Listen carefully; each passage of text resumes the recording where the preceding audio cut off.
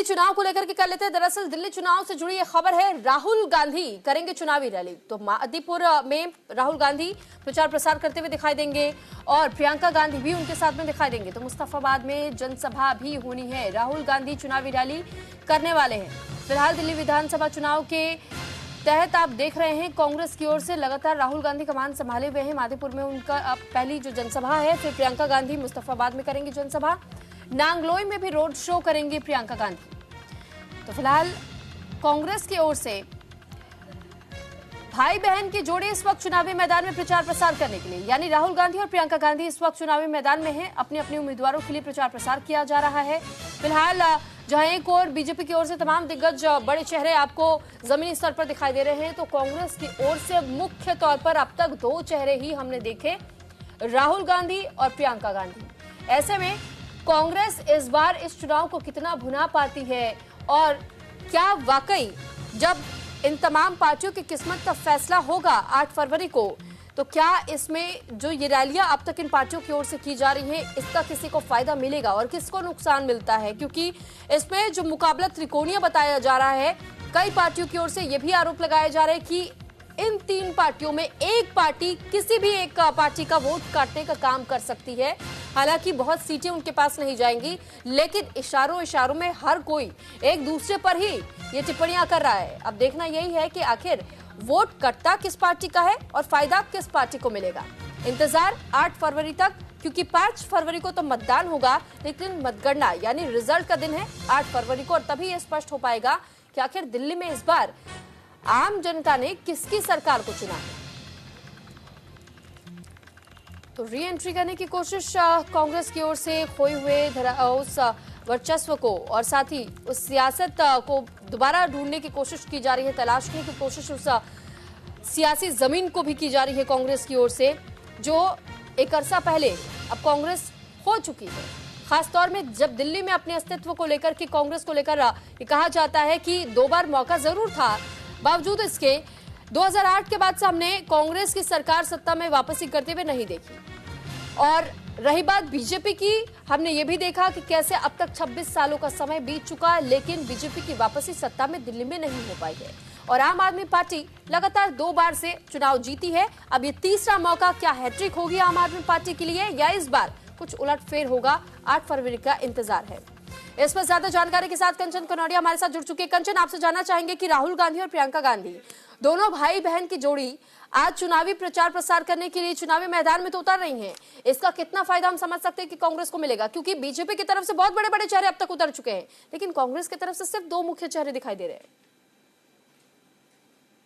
जी सुरभि, आपने बिल्कुल ठीक कहा। बात करें राहुल गांधी, प्रियंका गांधी वाड्रा, लेकिन साथ ही मल्लिकार्जुन खड़गे जो हैं वो भी चुनावी मैदान में अब उतर गए हैं। और बात की जाए कि बाकी जो 40 स्टार प्रचारकों की सूची कांग्रेस पार्टी की आई थी, उसमें से जो सचिन पायलट हैं वो भी एक्टिव मोड पे नजर आ रहे हैं। लेकिन राहुल गांधी जो है ज्यादा रैलियां जो है शुरुआत से ही वो रैलियों को संबोधित कर रहे हैं। मल्लिकार्जुन खड़गे और प्रियंका गांधी वाड्रा भी हालांकि चुनावी मैदान में उतरने वाली है प्रियंका गांधी, लेकिन मल्लिकार्जुन खड़गे पिछले 2 दिनों से जो है कांग्रेस अध्यक्ष है, वो भी रैलियों को संबोधित कर रहे हैं।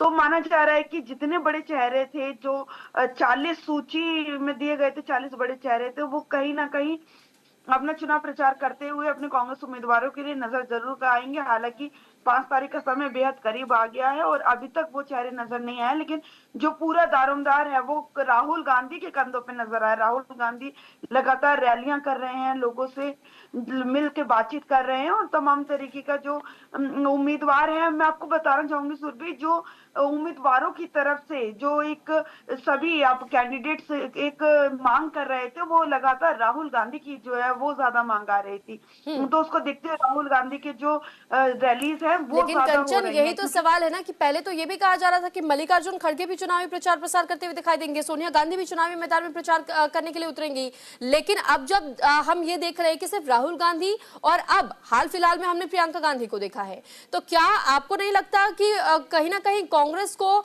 इसका भी खामियाजा भुगतना पड़ सकता है? जी सुरभि, बिल्कुल। जिस तरीके से कैंडिडेट्स जो अपने इलाके में जो मांग होती है उसके हिसाब से अपनी इच्छा जाहिर करता है, और फिर जो रूट मैप है वो नेताओं का, बड़े शीर्ष नेताओं का तय होता है।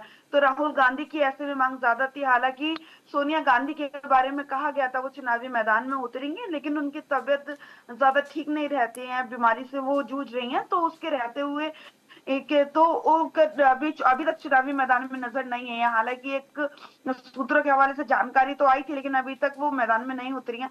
बात करें प्रियंका गांधी वाड्रा की, राहुल गांधी की रैलियां भी तय थी और तब राहुल गांधी की तबीयत खराब हुई, वो नजर नहीं आया। उसके बजाय प्रियंका गांधी वाड्रा चुनावी मैदान में नजर आ सकती थी, लेकिन कहीं ना कहीं उन्होंने एक दूरी बनाए रखने का फैसला किया हुआ था, वो नजर नहीं आई इतने बीच में। शुरुआत से ही जब प्रधानमंत्री नरेंद्र मोदी ने भाजपा के लिए बहुत पहले ही जो है प्रचार करना शुरू कर दिया था, वहां पे कांग्रेस पार्टी की साइलेंट मोड पे बैठी हुई नजर आई थी।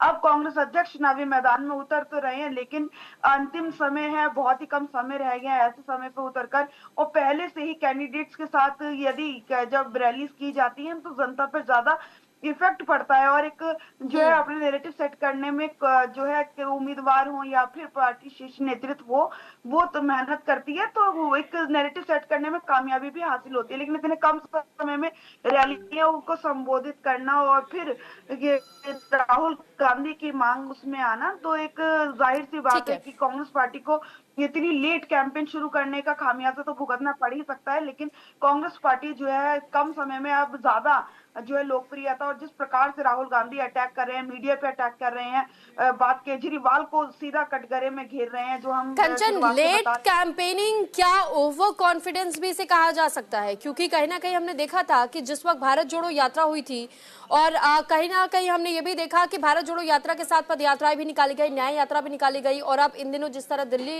विधानसभा चुनाव के लिए प्रचार प्रसार किए जा रहे, तो कांग्रेस क्या इसका वाकई खामियाजा